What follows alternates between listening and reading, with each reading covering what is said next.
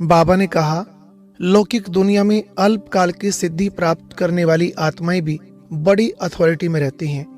जबकि तुम ब्राह्मण आत्माओं को तो अनेक अनेक सिद्धियां प्राप्त हुई हैं और वो भी अविनाशी, लेकिन फिर भी कभी कभी माया के अधीन हो जाते हैं। फिर बाबा ने एक एक करके उन अनेक सिद्धियों की स्मृति दिलाई। जैसे पहली सिद्धि है सदा निरोगी बनने की, दूसरी प्रकृति के तत्वों को वश में करने की, तीसरी चाहे कोई दुखी, निर्धन या कितनी भी अशांत आत्मा हो उसे सदा सुखी बनाने की सिद्धि, चौथी निर्बल को महाबलवान बनाने की सिद्धि, पांचवी संकल्प को एक सेकंड में जहां और जैसे ठहराना चाहें ऐसे हर संकल्प को वश करने की सिद्धि, छठी 5 विकारों रूपी महाभूतों को वश में करने की सिद्धि,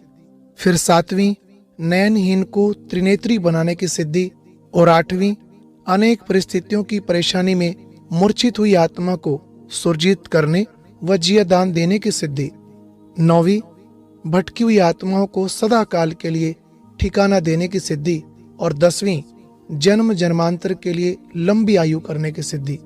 ऐसे ही 11वीं अकाल मृत्यु से बचने की सिद्धि, और 12वीं राज्य भाग्य ताज तख्त प्राप्त करने की सिद्धि। बाबा ने कहा, इतने प्रकार की सिद्धियों से संपन्न ब्राह्मण आत्माएं भी कभी कभी माया के अधीन क्यों हो जाती हैं? इसका एकमात्र कारण यही है, सर्वशक्तिमान से प्राप्त सर्व शक्तियों को या वरदानों को यूज करने के बजाय लूज हो जाते हो। बाबा ने कहा, जैसे लौकिक में भी कोई बड़ी अथॉरिटी वाला होता है तो उनके आगे कोई भी सामना करने की हिम्मत नहीं रखता, लेकिन जब वह अपनी अथॉरिटी को यूज करने के बजाय हर समय लूज रहने लगे तो फिर साधारण आदमी भी उसका सामना करने के लिए खड़ा हो जाता है।